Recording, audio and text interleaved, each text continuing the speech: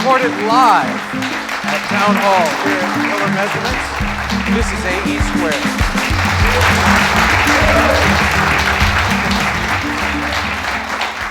In our last episode, I had the opportunity to sit down with a friend of mine, Kim Spate. And if you remember that episode, it was all about networking and about the value of meeting new people. And if you remember, Kim was talking about meeting 100 people in 100 days. Well, I have to share with you, before we did that episode, I had the blessing of meeting 2 people in one flight. And tonight, you're going to meet the first of them. And all of the credit for tonight goes to a beautiful woman named Cassie, who happened to be the flight attendant on a flight on United Airlines. And I cannot wait to introduce you to Cassie's husband tonight. But before I introduce you to Brian, I want to share with you this great stuff that's going on at Hiller Measurements. 5G is coming. More data, more connected things, and capabilities we haven't yet fathomed. But already government and universities, base station, handset, and IoT companies, they have all gone to Hiller Measurements for inspired design in research, development, and production test. Why don't you?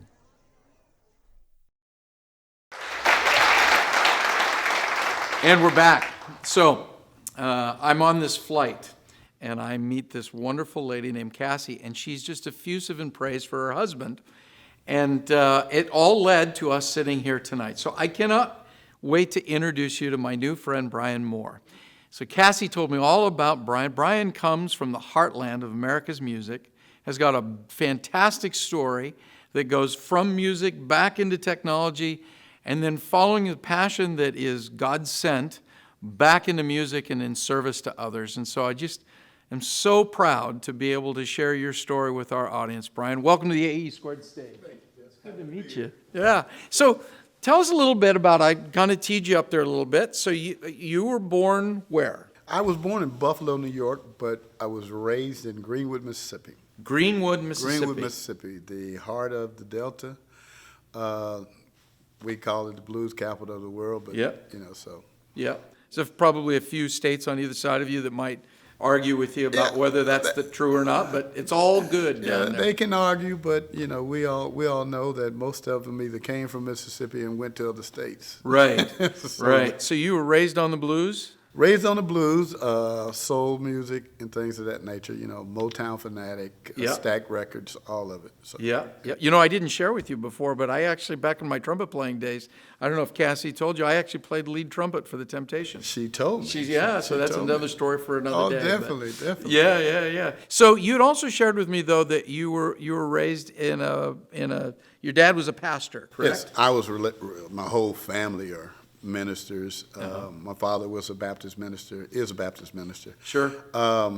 Mother evangelist, aunts, uncles, all. I was, I guess you call it the dark sheep of the family, because I wanted to do a different look. But you weren't necessarily going into ministry at that time, but music. Yeah, but music. Yeah, I wanted to do the music part. So how did that manifest in your early career days? Tell me about that.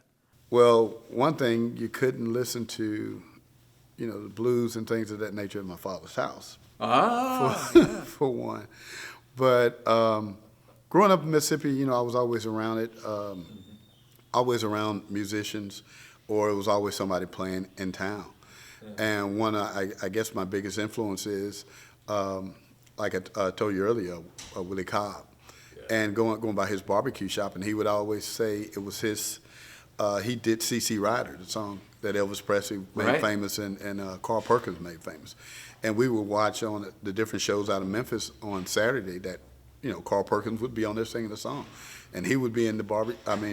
Well, eating his barbecue. Yeah, right. Saying, they stole my song. So that kind of intrigued me to, want to know more about music. And definitely, if somebody's stealing something, there's got to be more than just playing the music or singing and things of that nature. Right. So it kind of made me curious. And then growing up, I would sneak out and formed a couple groups around Greenwood. with some musicians from the church, different churches, Sure. or different congregations. And we were all young, so we would go and created a group and got a chance to work with some big artists, open up for them. So that's kind of how So I you got kind my of got a start. taste of the music business young. Very young, yes. Did you like the experience of trying to make it as a musician from a business perspective, or was that a little bit tough? Well, how I actually was doing both, because when I met the lady that was doing the show, she asked me, hey, I need to talk to your manager. Well, we didn't have a manager, so I became a manager right then. Right there on the right spot. there on the spot. Yeah. So I was able to, teach, negotiate with her and get us. I think we got like $500 for the show, but it was worth it. So $500 for a show. $500 for the first show. I So you weren't negotiated. making $500 before. No. Were you making $500 afterwards? No. The other shows? No. Okay. It's a tough life as a musician. Oh, definitely. Yeah. Was. So from musician, then where did you stay music right into technology? Tell me that part. Where did you go next? So I stayed in the music because I went, after I left college and things, I went to the U.S. Air Force and got the opportunity to perform in Tops and Blue there. So I was still kind of dibbling, dabbling. Okay, that's no kidding, legit. That's a top-notch group. Oh, definitely. Yeah, Definitely, all right. Definitely. So got a chance to perform there and everything. So I kind of stayed in the music. And then after my tour ended, I came back to move to Houston, Texas with my soon-to-be wife at the time, Cassie. Mm-hmm. And I had this opportunity. It came up where she was friends with Troy Peebles of Yarborough and People and Right. Charlie Wilson, and they had a show that was coming to town, so they needed somebody to represent them to go check out the club. So I talked to their manager and it's a guy named Cap, and he was like, well, hey, do you mind going down there? I said, yeah, sure, I got it. So I went down to represent them as a co-manager of Charlie Wilson and Yarborough and People. And so after the show, we did some barbecue, and they came by, and they really liked what I did. And so we went and ate barbecue at our apartment. And Barbecue is important in the blues in the business. blues. I'm figuring that out. Exactly. Yeah. So they brought 2 tour buses in from the club. We're at our apartment in Greenspoint in Houston. So you have all these people there, and then so everybody wakes up. And so they see Charlie Wilson, they see Yarborough and People at our At an house. apartment complex. At the apartment complex. So one guy that was cousins with a guy that was part of a group decided he wanted to talk to me. So we met the next day. So me and the guy met, and he said he had a group that his cousin was in a group, and they needed another manager to work with a lady that was managing them. And so he set up the meeting. So I went and met the lady, and the lady turned out to be Andrea Tillman, who turned out to be, she was managing a group named Taste, a gospel singer like Kathy Taylor, and a girls group called Girls Time. Girls Time. Girls Time. Okay.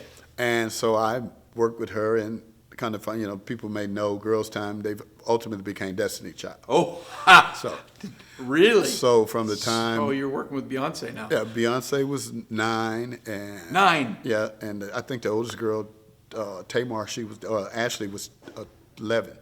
So we started managing them, and I basically became what I had said I was in Mississippi. I was a manager, so I became a manager. And from there, we just went through the rigmaroles of Star Search and everything, and ultimately get signed in the Sony deal. We got the deal with Sony, and the girls took off. But right when they were taking off, Andretta was battling lupus. So, it was a happy, sad time because, I'm watching her die after giving all she had to help these girls, become famous, and the other groups as well. So when she died of lupus, I had a decision to make to where, I had just had a newborn son, and my wife, we're just married, so I had to make a decision that I want to stay in the music industry because I was seeing some kind of things that, you shouldn't see. And I was really, you shouldn't see. And it's kind of the bad side of the music industry that I never liked. Yeah. So I decided to walk away. And when I walked away, my wife asked me, what do you want to do? I said, well, other than music, the only thing I ever loved was, I always liked computers. So she said, well, go get a computer job. And that's what I did. So I went, got with Compact Computers, Doing what initially? I initially was just an analyst, just a regular analyst.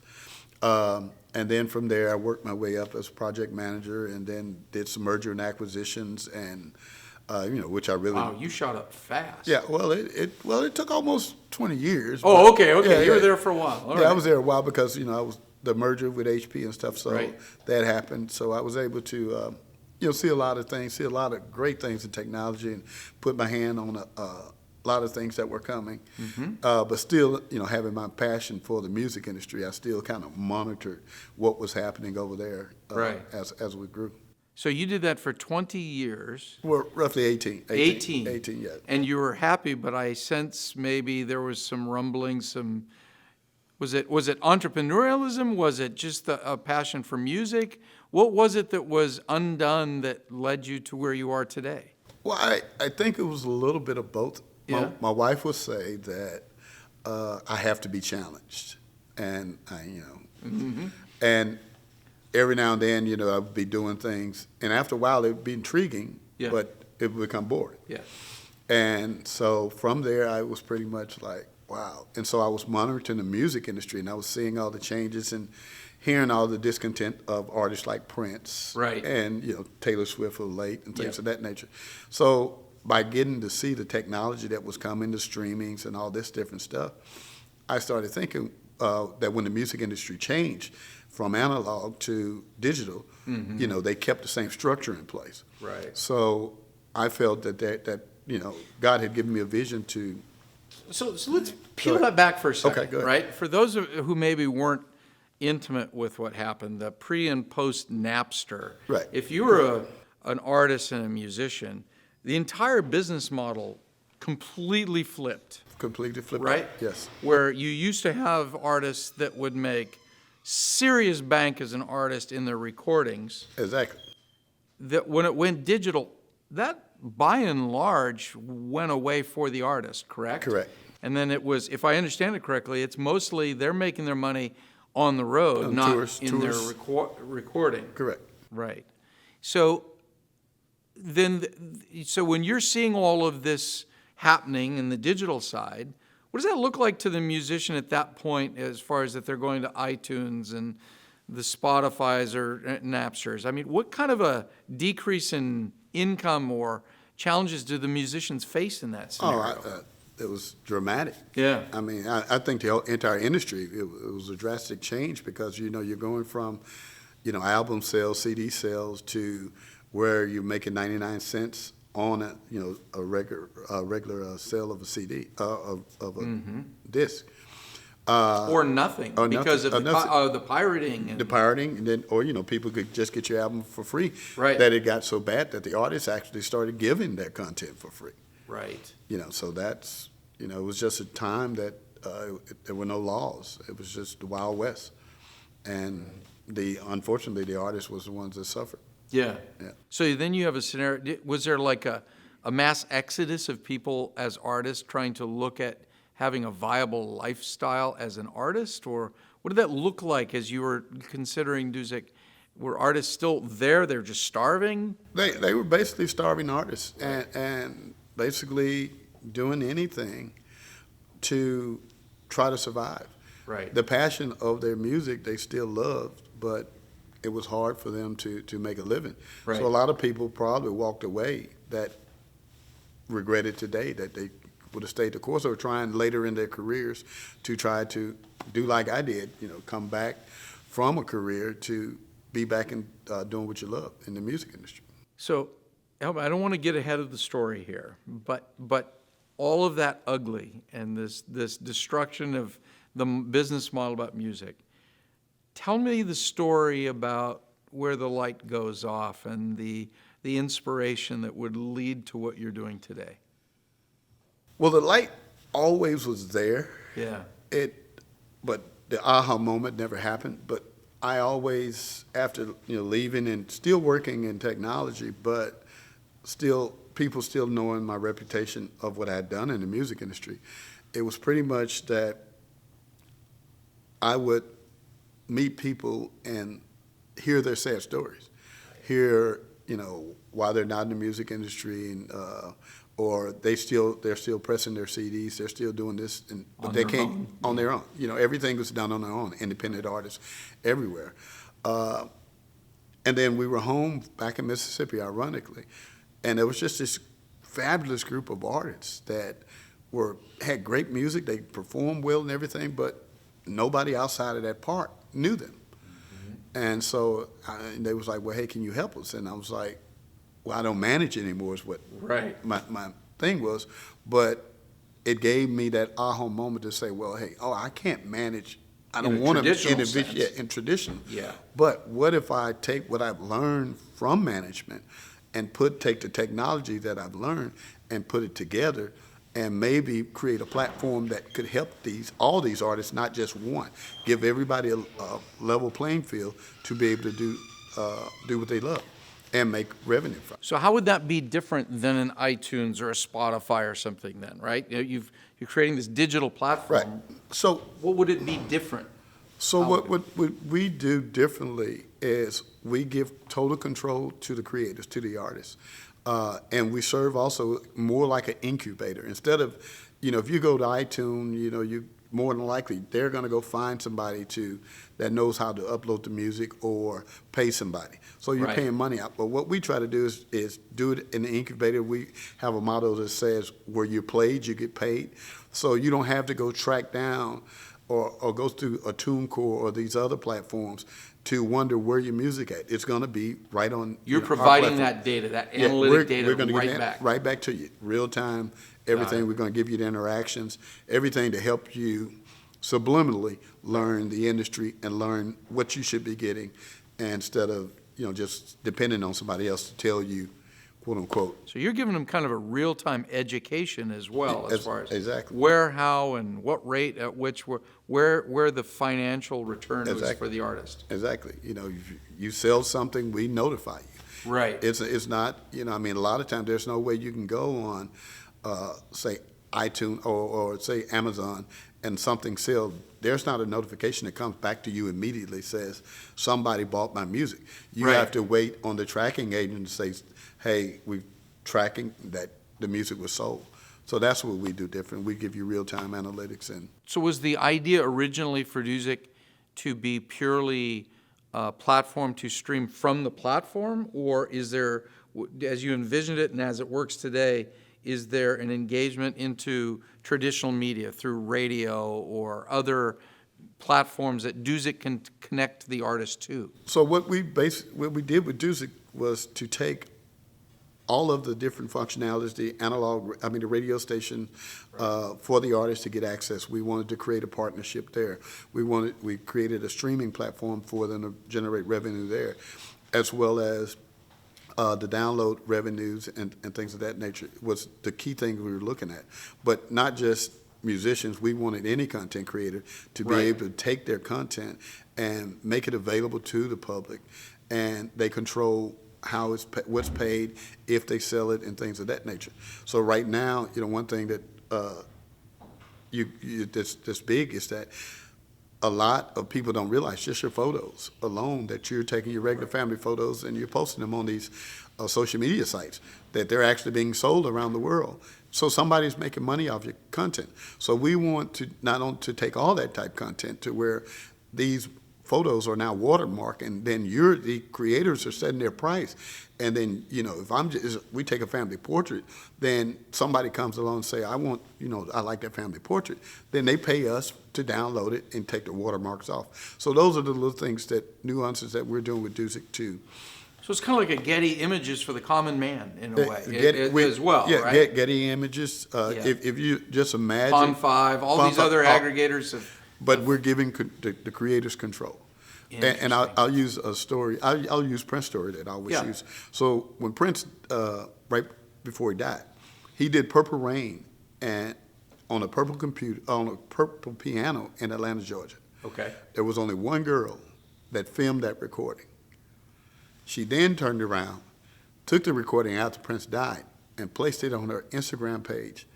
And that's how all the news media outlets went to her page, got it for free, where she had Dousic. She could have posted it on Dousic, set a price, and sold and made money from that. So that's huge.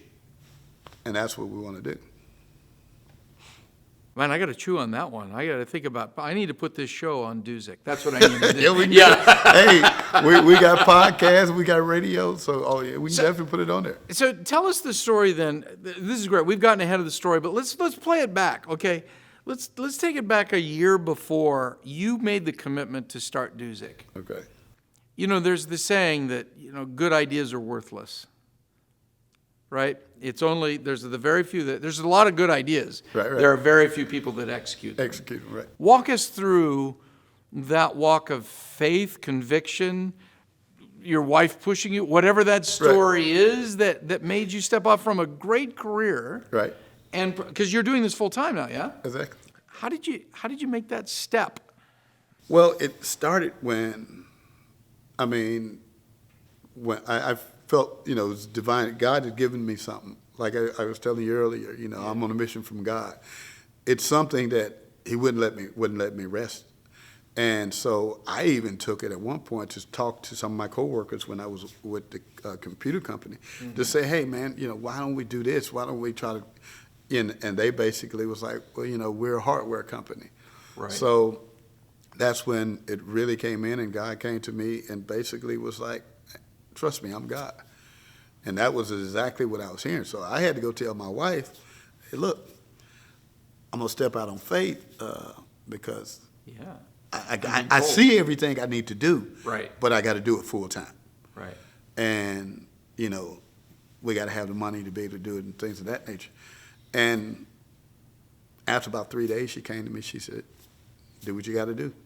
And so that was the start. And so basically I went and had already had my partners that, already believed in it. I had talked over the years and said, let's make a full go of it. And so we stepped out on faith and did some. You and a couple of guys, gals, getting together. You wrote all the code. You did the business model. Right. How long did that take? Well, actually, when writing the code, I'm coming up with the ideas. Sure. So I actually partnered with a guy that I knew from India. Right. And he had a team, and so I was like, hey, let's work together. This happened. He believed in it. It was like certain people that I talked to, it didn't take much convincing. It was like, oh man, that's a great idea. So that's what kind of like me knowing that God was saying, okay, hey, these are the people to be around you. So from there, did that. They wrote the code, and some said maybe it was spaghetti code and different stuff like that. But after a couple of years, we really said, no, we got something here because we could see it. We could go stream music, but we could go and listen to the radio station. We had already put everything in place. Right. And then that's when it.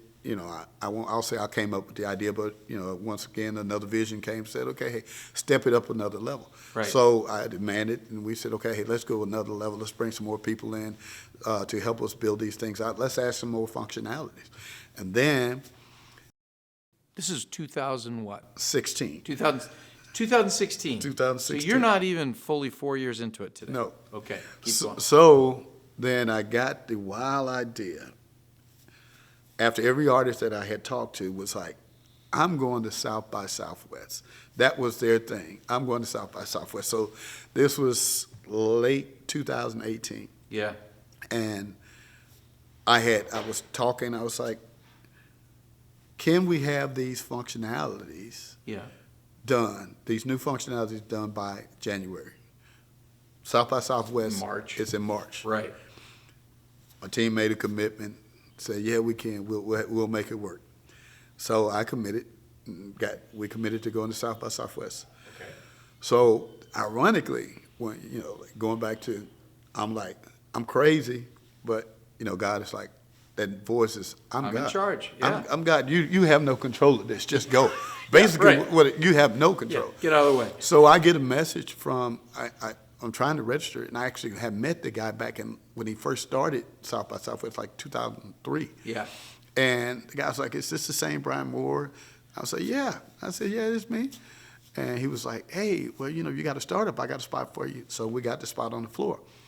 So I guess the first day we went, and it was one of those things where God was like, you still don't believe.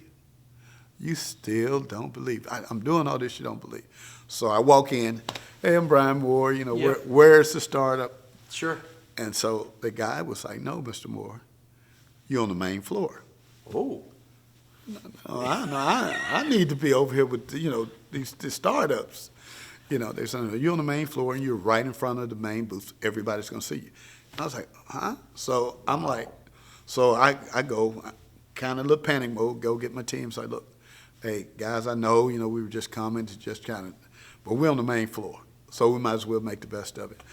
So we hit the main floor the first day and had a great time. Yep. People coming by, and all of a sudden, it was like, okay, I'll remember the D. Yeah. Day 2 comes, and I'm pulling up. I drop my crew off, and that voice came to me again as I was parking. So you still don't believe me? I was like, yeah, I have faith. I believe. Right. So I go in, and if I tell you, crowd was just all around. And we're trying to explain what Dousic is to everybody. And, independent artists are getting excited about it. Managers and record labels are like, how are we going to make money? You were the buzz. Yeah. So we became the buzz. And then the third day, it was just Pandemonium. Yeah. So we made that commitment. And then from there, the journey has just been awesome. So for our viewers today, can you give a sense, 3.5 years in, how many, generally speaking, artists are moving content through Dousic today? So right now we have the content-wise about, I would say 75,000. 75,000 separate artists are providing content. So they're loading their content, and the trick is because right now we're still not willing to, we're a subscription-based company, to charge them. So, we're just gradually letting them enjoy the experience because we have some things we're building out that's really going to make the experience extreme. Right. So you're cash flowing the business on a subscription for users to access the content. But if artists are, if people through the subscription are then buying content, you're giving all of that money to the artist? 100%. 100% to the artist? 100%.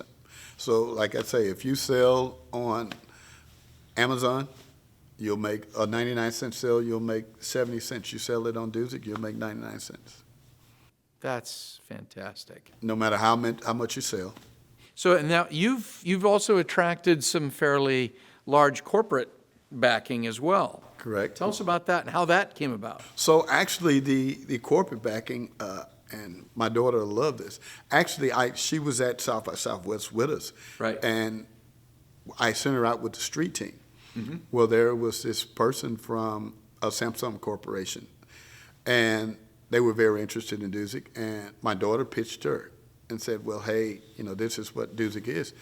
And I got the card. They called me 2 weeks later. And then from there, we went into a negotiation for a promotional partnership. We did that. They, believed in what we were doing, and that giving the creators creative content back to these creators, ownership back to them was important. So we partnered with Samsung to do that. So we're on, all of their Galaxy devices and things of that nature. So if you go on there, that's where you'll find it. Then we went back in October as a Samsung developer, a partner. So now we are able to interact and work and, use some of their technology to help us really advance Dousic to where we really know it's going to go. So where's the Lord leading you now? Okay, first of all, I assume He got the message across to you, and you believe now, right? Yes, I'm on a mission from God. You're on a mission from God. So where is He stretching you now with Dousic? Where's that edge of faith and capability and mission to support musicians that you're being led to today? Well, I think it's just to the point now that it's here. Yeah. It's going to happen. Right. And it's happening. It's happening. Yeah. It's happening. And every day I get that assurance from God or I get a new idea or a new functionality. Or if it's not me, it's somebody that I brought onto the team now that comes up with ideas, like where we'll be crossing so many platforms and so many plateaus, and making it easier for these artists to be able to get their content on Dousic and things of that nature. So the sky's the limit. In 2 years, our roadmap will be incredible, and we're doing things that nobody's thinking of doing right now. Mm-hmm. So, and that's what's amazing, to know that you have a pipeline to something that's bigger than anything, that is giving you, guidance on what needs to be done. So that's kind of where it is. It's like I get out the way and, stress a lot less, and just wait on God to what's the next move. So obviously, you don't start a business without the intent to make money at it. But I get the sense, listening to you talk and share your story, and thank you for that, by the way, that you may have a different measuring stick of what success is going to look like for you with Dousic. There's a mission side to this, not just a free enterprise side of that. Correct. I mean, like I tell everybody that, I talk to, and investors that wanted to come in and things of that nature. Yes, I know the money side is key. I leave that to the experts, the financial people and everything. So I try to keep my passion where it is. I like that my developers do what they do and come up with the ideas, and if it feels right, or, I'll agree with it. But for me, the passion is the creators. I mean, in a perfect world, if it could ever be done, this is an opportunity to do it. Right. To where you're able to create a platform, you're able to create something where a person can get a God-given gift, right, and not be robbed. Right. That's the whole passion. Yeah. If you can get a God-given gift, God, I tell all these artists, God gave you that. That's not for me to take. Right. That's not for me to manipulate you to get. So your job is to amplify it. Amplify it. That's all I'm here to do. And that's all the Dousic platform is to amplify and help you stretch your brand. And that's what we're going to do. So let's go back to the event you told us about earlier, when you went home and the local artists were saying, hey, can you help me? And it was a bit of that time you weren't prepared. Correct. If I went back home with you today and those same artists came up to you and said, same question, hey, can you help me? How would you describe to them how you would help them with what you've built today? Well, the reason why, to go back retro, reason I would tell them that I wouldn't help them, is because I didn't think I had the passion that I once had when I was with Destiny Child and thing, right, to go back into the ring. It's almost like a boxer. Right. I'd been punched. Yep. And, I wasn't sure I wanted to go get back in the ring, so thus I would tell them nothing. Now, with Dousic, I tell them the sky's the limit. We're here. We're going to show you how it's done. We're going to make sure your brand is ready to go, right, and protect you. We allow you to. One thing I didn't tell you, we allow you to even file for copyright. If you do a song right now on Dousic, it's from the studio, you can go upload it, and if it's not copywritten, we'll help you copyright it right there. Right there. So you can get it on and get it, instead of waiting 2 weeks for it to get a mail back and things like that. We hard stamp it and things of that nature. So we're doing everything, putting a digital manager in place to where, I wanted it to have the passion that the Andrea Tillman had about creating Destiny Child. So everything that love that she had for those girls and making sure they made it, that's what we wanted to put into Dousic. That's what we did. And that's what we continue to do. Without the seedy side of promotion of talent, it seems. Mm-hmm. Well, when I'm talking to guys from the street, I pretty much say, it's digitally selling CDs out your trunk. Yeah, right, exactly. Exactly. I said, that's all it is. I said, you're selling CDs out your trunk. Only difference is the world is your market, not the 20 people around your car. Right. And that's the approach we take. So I hope you and I get a chance to sit down and have another conversation, say 3 years from now. Oh, definitely. And when we do that, future trip with me for a second. If we get together 3 years from now, we sit down for a cup of coffee, what are we going to talk about that exists then that is the story yet to be told, but you've got the idea in your head today? What's Dousic going to look like? I think you will say that Dousic further changed the world by giving, by living the awakening. By living the awakening. Living the awakening, because I believe that God is doing something to where he's making everybody, that all these creators, self-aware of what he's given them. Now they want to control it. They want to control the content. Like I say, Taylor Swift and people. That's just the start. Right. So once all these artists, these models, ministers and all this realize that God wants them to control their content, and this is the way to create a living instead of one person owning billions, then it's divided equally. I think we'll look back and say, look at the change that Dousic made to the world and how many people that it helped become prosperous or live lives dreaming, doing their career, and having families. So last question. Mm-hmm. Are you still playing? Are you singing? Oh, I still sing. Oh. Are you an artist on Dousic? Oh, yes, I am. Are you? We actually have. Tell me about your music. We actually, glad you said that. Yeah. We actually did an album right after I left Destiny Child in 1999. Uh-huh. And it was me and my brother-in-law. I made a commitment. I said, I'm not going to do any R&B music. Okay. So, and he had been through some experience where he was having a moment that he wanted to have a moment with God. So we formed a group called East Lawn, which was East Lawn, which was the old street I grew up on. Right. And the motto was that at an appointed place and time, a man that is lost will return to God, family, and he'll return to East Lawn. So we did the entire album. So the entire album is streaming on Dousic and on Dousic Radio. East Lawn. I'm going to get my copy. EASTLON, and it's a gospel album. LON. LON. It's all a gospel album. It's an entire gospel album, and a lot of people say we were before our time. I mean, we got to go to the Dove Awards. Oh, you went to Dove? Went to the Dove Awards, the Stella Awards, performed at the Rock and Roll Hall of Fame in Cleveland. So it was going pretty well, but things kind of got detoured. And so, but, back here in God's time. So. Well, I have to thank you for something, because it just dawned on me. We named this show initially Artists, Engineers, and Entrepreneurs. And the reason for that was that it's a rare time when you can find that three-tool creator that can mix all three, right? Oftentimes you sit down and it's somebody who's clearly the engineer, maybe a little business. Typically the artist is nascent at best at understanding business.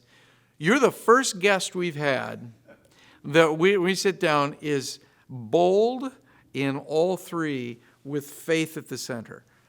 Thank you so much for sharing, because that is an inspiration for all of our listeners, and hopefully we can tell Dousic's story a lot louder and prouder in the days ahead. And by the way, thanks, since for those of you guys who don't know, we're recording this in March of 2020, and South by Southwest has been canceled here in Austin. So I hope you don't mind if I can be loud and proud and say that this year is Dousic's version of South by Southwest. Definitely. Brian, God bless you. God bless you, Brian. Thank you so much for coming. Thank you. AE Squared is a Hiller Measurements Town Hall production. Copyright 2020.